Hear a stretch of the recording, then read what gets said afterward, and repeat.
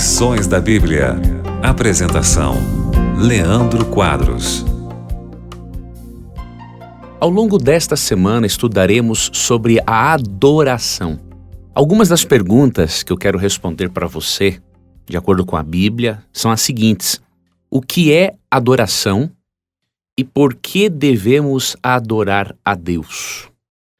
Ao longo da semana você vai entender um pouquinho sobre a teologia da adoração. Obviamente, ela é muito ampla e nós não poderíamos abordar algo de tamanha amplitude no programa Lições da Bíblia. Mas os conceitos básicos, o resumo do resumo dos conceitos básicos, eu vou apresentar para você e com um conteúdo profundo bíblico para que você possa perceber que a adoração faz parte do plano de Deus para a nossa felicidade e bem-estar.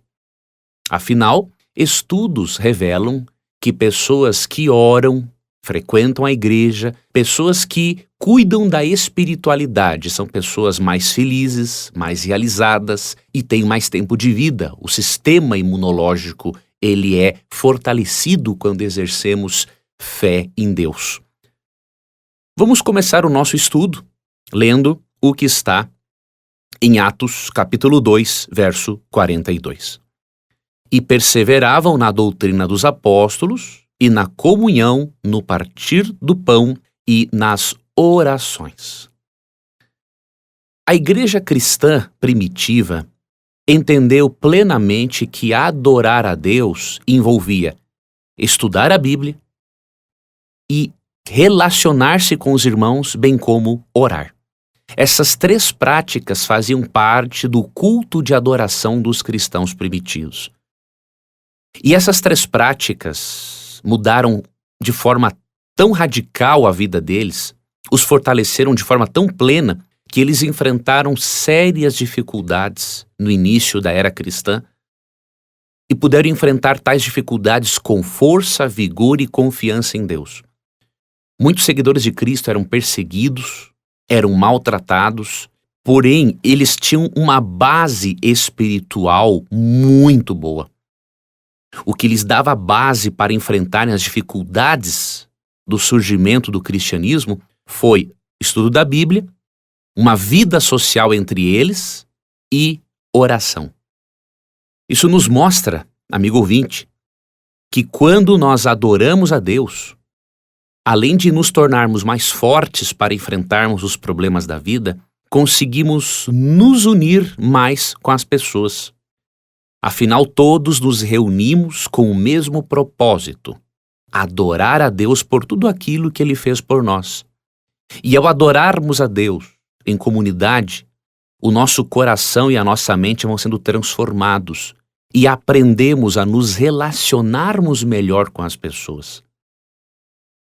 A adoração a Deus, além de nos colocar em contato com o Criador e nos trazer benefícios, fortalecendo a nossa fé para enfrentarmos problemas e fortalecendo o nosso sistema imunológico para resistir a umas doenças, a adoração em comunidade nos ajuda, inclusive, a aprendermos a arte de nos relacionarmos. Afinal, teremos de exercitar paciência, tolerância, veremos outras pessoas exercitarem paciência e tolerância conosco também.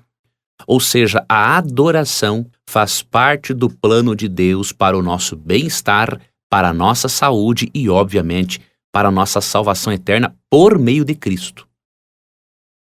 Pois num culto de adoração, de estudo da Bíblia, conhecemos mais ao nosso Jesus que nos salva do pecado e da morte eterna. Tenho certeza que o programa dessa semana também será uma bênção para a sua vida. Você vai entender um pouquinho por que você deve adorar a Deus, como adorá-lo, por que você vai à igreja, por que muitos cristãos estão trazendo maldição para si quando deixam de participar da igreja, dizendo o seguinte: não, eu não preciso de igreja para adorar a Deus. Vocês vão perceber que esses cristãos estão contrariando a Bíblia e trazendo problemas para eles mesmos e para a saúde espiritual deles. Então, você precisa acompanhar o Lições da Bíblia dessa semana. Você gostaria de receber a programação da Rádio Novo Tempo e também o programa Lições da Bíblia via WhatsApp? Você tem essa oportunidade agora. Você pode acessar adv.com de amor, D de dado, V de Vitória, adv.st/Rádio Novo Tempo. Ao acessar, você pode cadastrar-se e receber este programa, além de outros conteúdos exclusivos diariamente. Cadastre-se, é grátis, é prático e com certeza você estará também compartilhando esperança com outras pessoas. Fique com Deus e obrigado por acompanhar mais um programa Lições da Bíblia. O que significa adorar a Deus? Lerei alguns versos para que você e eu possamos compreender o significado da adoração. O Salmo 29, verso 2, diz o seguinte: tributai ao Senhor a glória devida ao seu nome. Adorai o Senhor na beleza da santidade. Aqui nós aprendemos o significado da adoração. Adorar a Deus é dar a Ele glória e honra que Ele merece. E como fazemos isso? Crendo nele e o amando. Quando cremos em Deus e o amamos, automaticamente estamos dando a Ele glória e honra, porque Ele merece. E por que Deus deve ser adorado? A Bíblia apresenta alguns motivos. E em Apocalipse, capítulos 4 e 5, percebemos dois motivos centrais para adorarmos a Deus. Em Apocalipse, capítulo 4, verso 11, é dito: Tu és digno, Senhor e Deus nosso, de receber a glória, a honra e o poder, porque todas as coisas tu criaste. Sim, por causa da tua vontade vieram a existir e foram criadas. Aqui encontramos a primeira razão para amarmos a Deus, crermos nele, ou seja, para o adorarmos, porque Ele é o nosso Criador. Nós viemos à existência por causa dele. Aqui os seres celestiais em Apocalipse 4:11 estão adorando a Deus por Ele ser o Criador. Então, já que Deus reparte a sua vida conosco e nos permite existir, precisamos reverenciá-lo, crer nele, amá-lo, porque Ele é o nosso Criador. Outro motivo para adorarmos a Deus encontramos em Apocalipse 5:12. Digno é o Cordeiro que foi morto, ou seja, Jesus, de receber poder e riqueza e sabedoria e força, e honra e glória e louvor. Isso significa que Deus é digno também de ser amado, de ser louvado, porque Cristo morreu no nosso lugar. Então, dois motivos centrais devem nos levar a amarmos a Deus, a adorá-lo, porque Ele é o nosso Criador e porque Ele é o nosso Salvador. Ele não permitiu que você e eu ficássemos destinados à morte eterna. Para pagar a dívida que você e eu tínhamos para com a lei dele, o próprio legislador da lei, na pessoa de Cristo, se fez em ser humano, morreu numa cruz sem merecer, para ter o direito legal diante do universo de perdoar qualquer transgressor da lei de Deus. Por isso você e eu precisamos agradecer a Deus, porque além de Ele permitir que viéssemos à existência, Ele nos salvou da morte eterna a qual estávamos condenados por conta de sermos pecadores.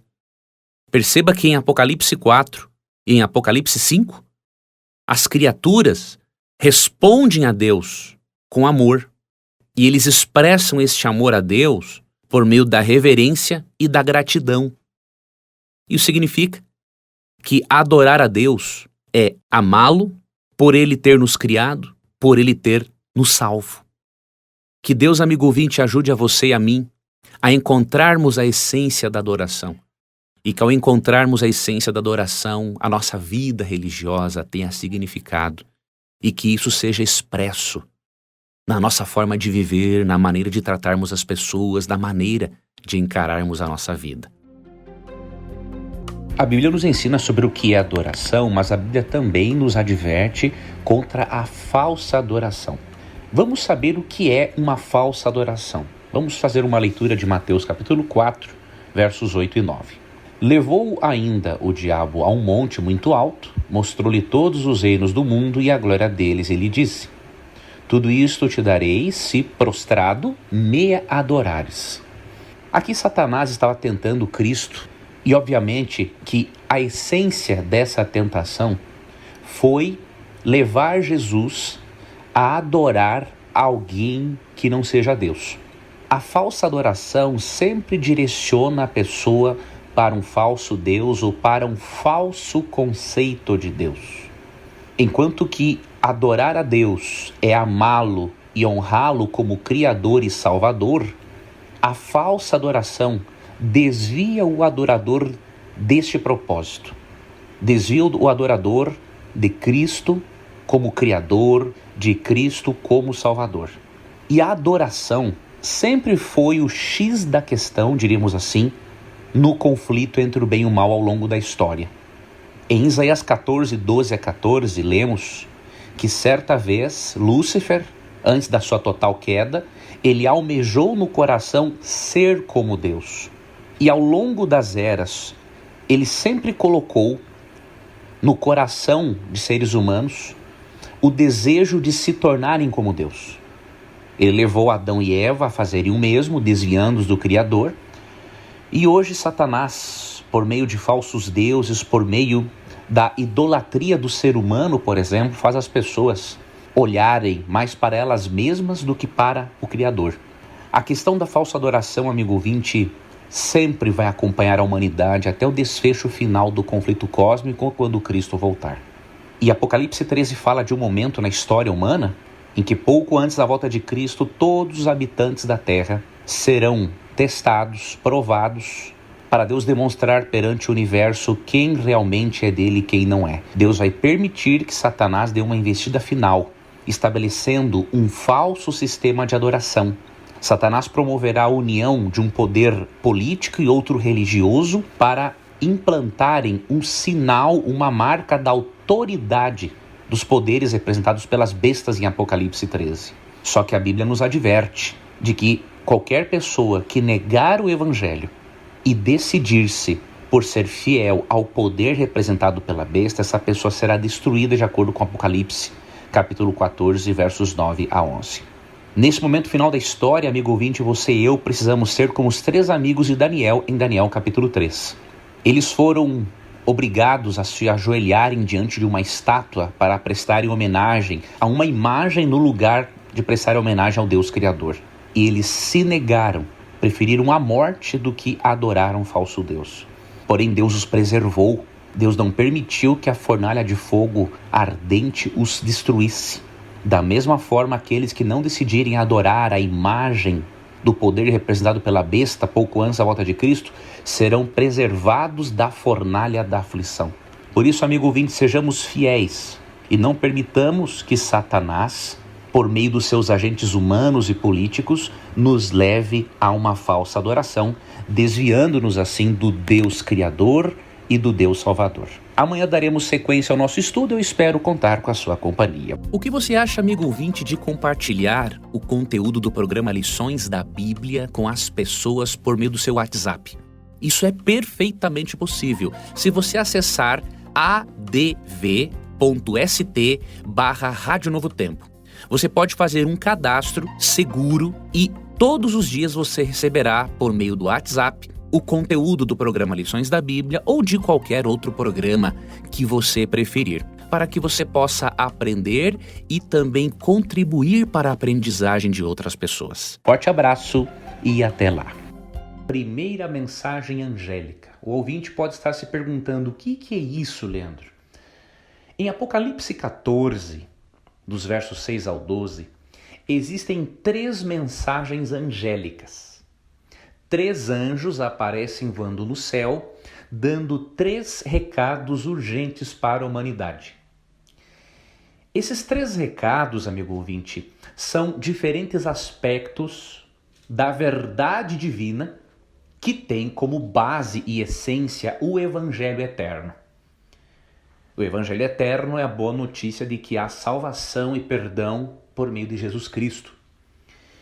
Só que além de Deus anunciar o Evangelho eterno por meio desses 3 anjos, esses 3 anjos representam os filhos de Deus que estão unidos em torno da missão de pregar o Evangelho.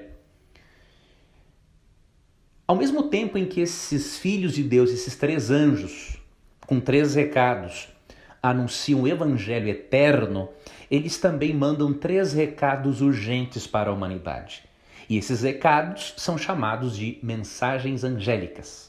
São mensagens angélicas porque, na visão que João tem, ele vê 3 anjos voando do meio do céu, tendo o Evangelho eterno para pregar, e cada um desses anjos dá um recado emergencial para a humanidade. Esses 3 recados têm a ver com a verdadeira adoração. Nesses 3 recados, Deus convida as pessoas para aceitarem o Evangelho eterno, mas também para serem fiéis a Deus, adorando-o corretamente. Já que Satanás tem tentado falsificar a adoração a Deus ao longo dos séculos, Apocalipse 13 nos mostra que pouco antes da volta de Cristo, Satanás fará uma investida final para falsificar a adoração, desviando assim a mente das pessoas do Deus Criador. Consequentemente, ele vai levar as pessoas à rebelião, porque Satanás, amigo ouvinte, ele tem prazer em causar dor no coração de Deus. Então, quanto mais pessoas ele leva a se rebelarem contra Deus e a se perderem, mais dor ele causa no coração de Deus.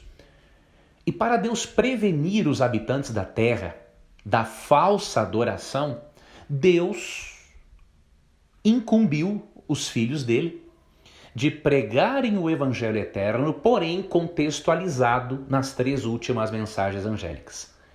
E esses 3 últimos recados são um convite de Deus para as pessoas o adorarem da forma correta. E uma das formas de as pessoas adorarem a Deus corretamente encontramos ali em Apocalipse 14:7, que é a primeira mensagem angélica, que diz assim: temei a Deus e dai-lhe glória, pois é chegada a hora do seu juízo. E adorai aquele que fez o céu e a terra e o mar e as fontes das águas. A primeira mensagem que Deus dá para a humanidade, além da pregação, além de convidá-los para aceitarem a Jesus como Salvador, Deus pede que as pessoas o temam, ou seja, o respeitem, o reverenciem, porque chegou a hora do juízo. Já se encontra o juízo em andamento no céu para que Deus demonstre perante o universo quem é dele e quem não é dele. E juntamente com essa mensagem de juízo e de advertência, vem um convite para o adorarmos. Diz assim: e adorai aquele que fez o céu e a terra e o mar e as fontes das águas. Este é um convite, amigo ouvinte, para adorarmos a Deus no 7º dia da semana, o sábado, como orienta o 4º mandamento. Se você comparar Apocalipse 14:7 com Êxodo 20:11, você vai ver que simplesmente o apóstolo está parafraseando o 4º mandamento. Em Êxodo 28, na verdade capítulo 20, verso 11, é dada a razão para guardarmos o sábado. Diz assim: porque em 6 dias fez o Senhor os céus, a terra, o mar e tudo o que neles há, e ao 7º dia descansou. Por isso o Senhor abençoou o dia de sábado e o santificou. A razão para Deus abençoar e santificar o sábado é porque em 6 dias ele fez o céu, a terra, o mar e tudo o que neles há. E a primeira mensagem angélica diz para adorar aquele que fez o céu, a terra, o mar e as fontes das águas. Então João está parafraseando, citando com palavras um pouquinho diferentes o 4º mandamento. Mostrando o que, amigo ouvinte? Que Deus deseja que toda pessoa salva pela graça o adore no verdadeiro dia do Senhor, que é o sábado. Pouco antes da volta de Cristo, amigo ouvinte, os habitantes da terra, cristãos ou não, serão testados diante do universo para ver quem realmente permanecerá fiel ao Deus verdadeiro.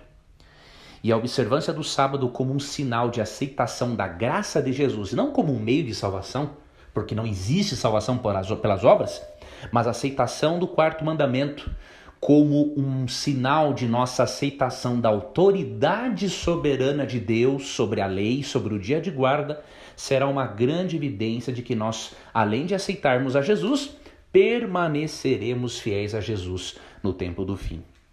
Então, amigo ouvinte, estude cada vez mais este assunto, aprofunde-se, porque eu tenho certeza que vai fazer muito bem para a sua vida espiritual e você vai perceber mais lógica na pregação do Evangelho Eterno contextualizado nas 3 últimas mensagens angélicas. Não estudaremos as outras duas, porque as outras duas também são advertências para nós não aceitarmos uma falsa adoração no lugar da verdadeira adoração.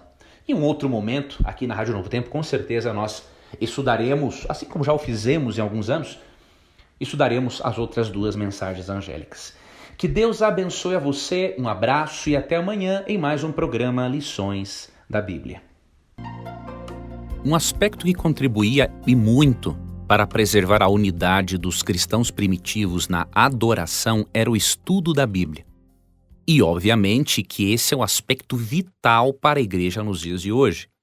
Não tem como sermos unidos em adoração, não tem como nos fortalecermos em união para falarmos do Evangelho e da volta de Cristo, se não estudarmos a Bíblia. Igrejas que pouco estudam a Bíblia morrem espiritualmente. Uma pesquisa revelou que as igrejas decadentes espiritualmente tinham pregadores que estudavam apenas 3 horas para o preparo de um sermão. Já as igrejas espiritualmente prósperas tinham pregadores que dedicavam o mínimo de 15 horas para o preparo do sermão. Isso nos mostra que uma igreja que realmente se aprofunda no texto bíblico é uma igreja próspera, unida e que cumpre com a missão de Cristo. Vamos ver como que o estudo da Bíblia fortalecia e unificava o povo de Deus. O primeiro texto que vamos ler é Atos 2:42, que diz assim: E perseveravam na doutrina dos apóstolos e na comunhão, no partir do pão e nas orações. Percebemos 3 atividades fundamentais que promoviam a união da igreja. A primeira, estudo da Bíblia. O texto diz que eles perseveravam na doutrina dos apóstolos. A doutrina é fundamental, porque a doutrina nos apresenta verdades diferentes sobre Deus e sobre a sua vontade. Uma igreja que não dá importância para o estudo doutrinário é uma igreja que vai falir, com toda certeza. Vai ser uma igreja decadente espiritualmente. O conhecimento da doutrina nos permite conhecermos melhor a Deus, nos permite a nos prepararmos melhor para a volta de Cristo e protege a igreja contra os falsos profetas. Então, a primeira coisa que a igreja cristã primitiva fazia, perseverava na doutrina. E, óbvio, eles valorizavam a doutrina, valorizavam os ensinamentos bíblicos apresentados pelos apóstolos. Um segundo aspecto que promovia a união era a comunhão no partir do pão. Eles faziam refeições juntos. Isso significa que, além do estudo doutrinário, a igreja primitiva era caracterizada por reuniões sociais. Algumas tinham cunho religioso e outras não, mas eles estavam sempre juntos.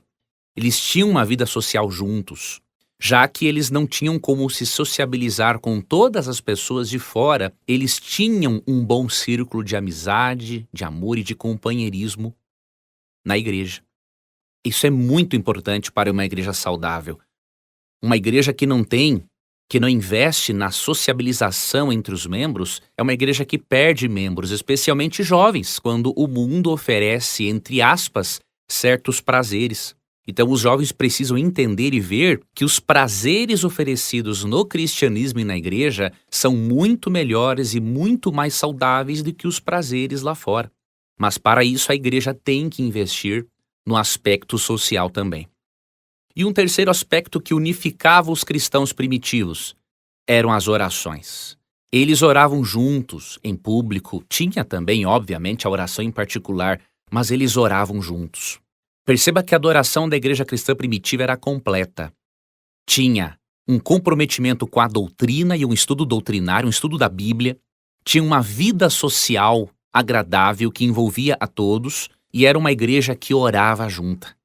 Todos oravam juntos. Por isso, amigo ouvinte, se nós trouxermos para a nossa igreja hoje esses aspectos, seremos um povo unido em torno das verdades de Cristo e cumpriremos com muito mais eficácia a nossa missão.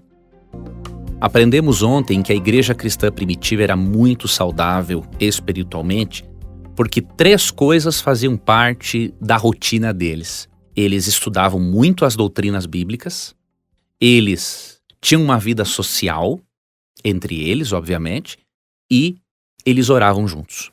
E aprendemos que se nós hoje queremos ter igrejas saudáveis, precisamos trazer para dentro das nossas igrejas o mesmo estilo de vida da igreja cristã primitiva. Hoje eu quero focar um pouco mais na oração e mostrar para você alguns versos nos quais a igreja orava reunida. Isso mostra, amigo ouvinte, que esta ideia de que o que importa é adorar a Deus e que você não precisa adorá-lo na igreja é uma ideia totalmente antibíblica.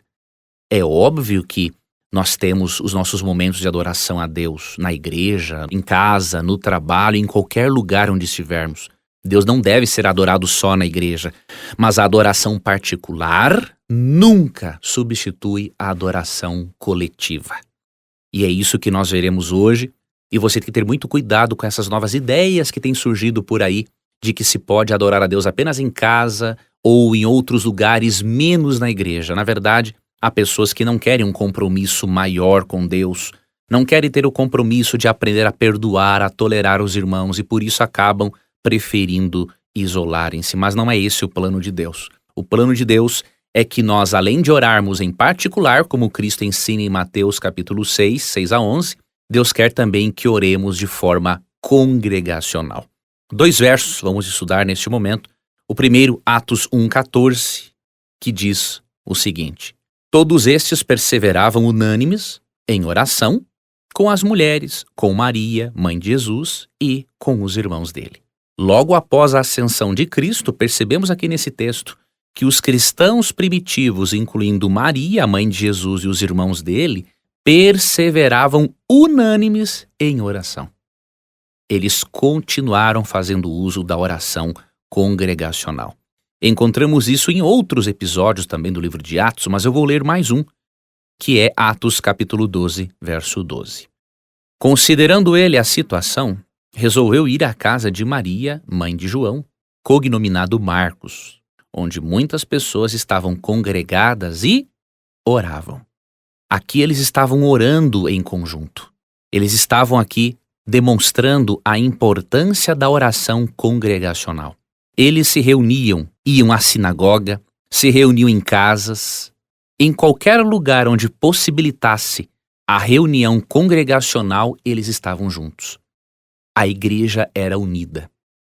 Os eventos sociais não substituíam os momentos congregacionais. A comunhão particular não substituía a comunhão congregacional. E é por isso, amigo ouvinte, que Paulo nos estimula muito a investirmos como igreja na oração. Eu vou ler para você o que está em Efésios, capítulo 6, versos 18 e 19, só que desta vez eu vou ler na Nova Versão Transformadora, que diz assim: orem no Espírito em todos os momentos e ocasiões. Permaneçam atentos e sejam persistentes em suas orações por todo o povo santo. E orem também por mim. Peçam que Deus me conceda as palavras certas, para que eu possa explicar corajosamente o segredo revelado pelas boas novas. Esse texto aqui nos ensina verdades fundamentais sobre a oração. Primeiro, que devemos orar no Espírito Santo, sobre a influência dele e em todos os momentos e ocasiões. Devemos orar enquanto caminhamos, enquanto andamos ou quando estamos deitados ou tomando banho. Em qualquer momento, devemos invocar a Deus e conversarmos com ele em oração. Outro aspecto: permaneçam atentos e sejam persistentes em suas orações por todo o povo santo. Paulo recomenda a perseverança e também a oração intercessória. Orar pelas outras pessoas. Tanto que no verso 19, Paulo pede também assim, e orem também por mim. Ele pede para que eles orem para que Deus capacite-o ainda mais como missionário, para ele utilizar-se das palavras certas a fim de falar do plano de salvação. Então esses são alguns aspectos muito interessantes que nós podemos trazer da igreja cristã primitiva para as nossas igrejas nos dias de hoje. Obrigado por sua companhia. Amanhã eu apresentarei para você vários textos bíblicos que mostram a importância de congregarmos para adorarmos a Deus. Repito, você vai aprender que a comunhão particular não substitui a comunhão e a adoração pública. Você gostaria de receber a programação da Rádio Novo Tempo e também o programa Lições da Bíblia via WhatsApp? Você tem essa oportunidade agora. Você pode acessar ADV, A de amor, D de dado, V de vitória, adv.st/Rádio Novo Tempo. Ao acessar, você pode cadastrar-se e receber este programa, além de outros conteúdos exclusivos diariamente. Cadastre-se, é grátis, é prático e com certeza você estará também compartilhando esperança com outras pessoas. Fique com Deus e obrigado por acompanhar mais um programa Lições da Bíblia. No Evangelho de Mateus, no capítulo 6, Cristo nos ensinou que devemos manter uma comunhão íntima e particular com Deus. Em Mateus capítulo 6 aprendemos que a oração mais eficaz é aquela em que você conversa pessoalmente com Deus acerca da sua vida, dos seus problemas, dos seus sonhos, das suas dificuldades e das suas perspectivas. Em Mateus capítulo 6, verso 6, Cristo disse: "Mas quando orarem, cada um vá para o seu quarto, feche a porta e ore a seu pai em segredo. Então seu pai, que observa em segredo, os recompensará." Claramente, Jesus nos estimula a orarmos e a mantermos uma relação individual com Deus. Entretanto, essa relação individual, esta adoração individual, não substitui a adoração congregacional. Deus estabeleceu que a igreja, ou seja, o corpo de membros cristãos que aceitaram a Cristo como Salvador, Deus estabeleceu que a igreja fosse o corpo espiritual de Cristo, de acordo com 1 Coríntios 12. E da mesma forma que um corpo só pode ter saúde quando todos os membros trabalham em unidade, nós só podemos ter saúde e vigor espiritual se, como membros deste corpo espiritual, trabalharmos juntos e em unidade para a pregação do Evangelho. E para que isso ocorra, é fundamental que adoremos a Deus não apenas em particular em nossas casas, mas também na igreja. E eu quero mostrar para vocês esses textos bíblicos, a fim de que você não seja mais um desigrejado que tenta justificar a sua postura, dizendo que o que importa é adorar a Deus, não importa se é igreja ou não. A Bíblia não ensina isso. A Bíblia ensina que a adoração pública, a adoração congregacional, também faz parte da adoração a Deus. O primeiro texto que vamos ler é Hebreus 10, 25, que diz assim: "E não deixemos de nos reunir como fazem alguns, mas encorajemo-nos mutuamente, sobretudo agora que o dia está próximo." O autor de Hebreus argumenta que já que o dia da volta de Cristo está próximo, então não devemos fazer como alguns, deixar de nos reunirmos. Por quê? Ele diz assim: "Mas encorajemo-nos mutuamente."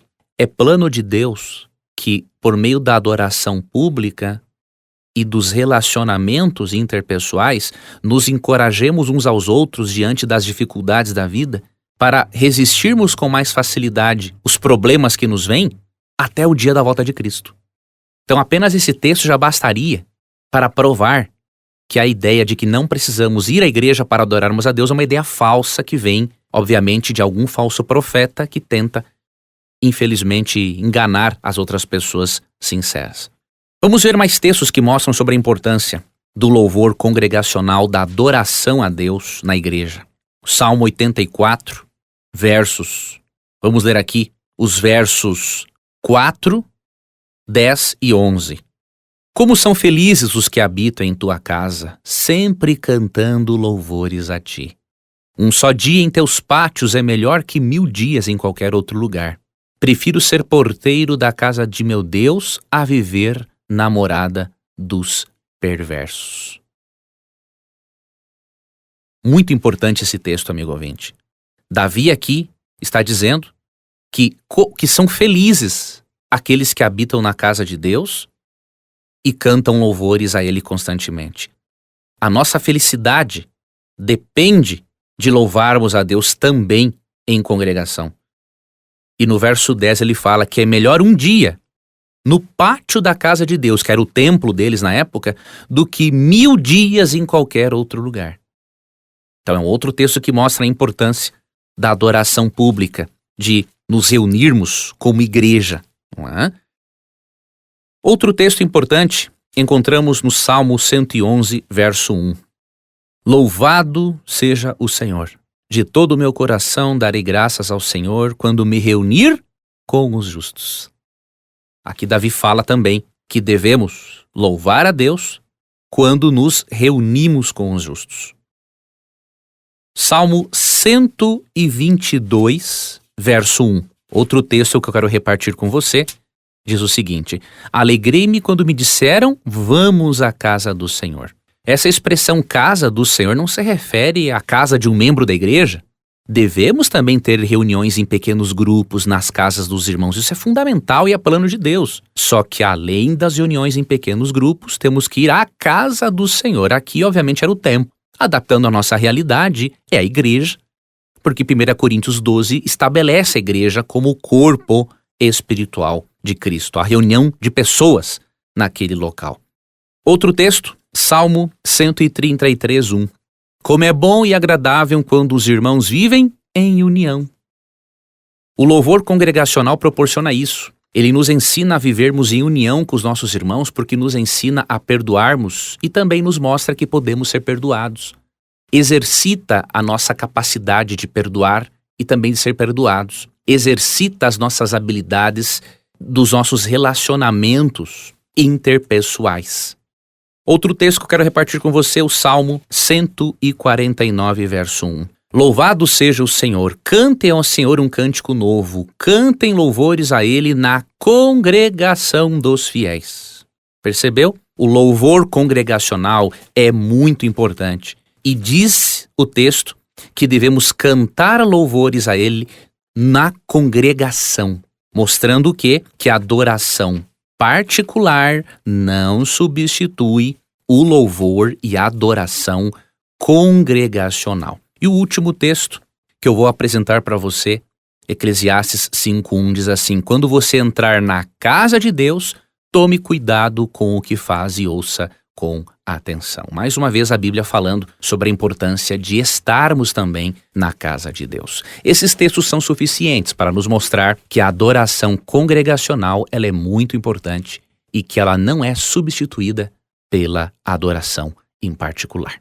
Que você tenha um ótimo final de semana. Amanhã daremos sequência ao programa Lições da Bíblia, estudando sobre um outro assunto. Vamos começar a estudar sobre a organização e a unidade da igreja. Com certeza é um estudo que irá lhe agradar bastante.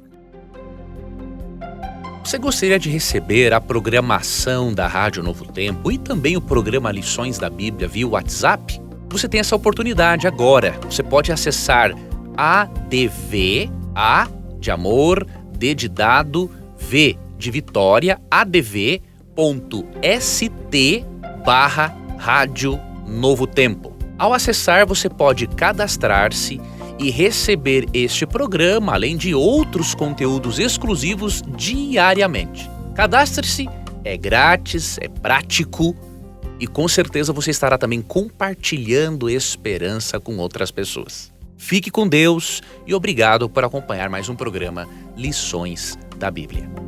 Você ouviu Lições da Bíblia. Apresentação: Leandro Quadros.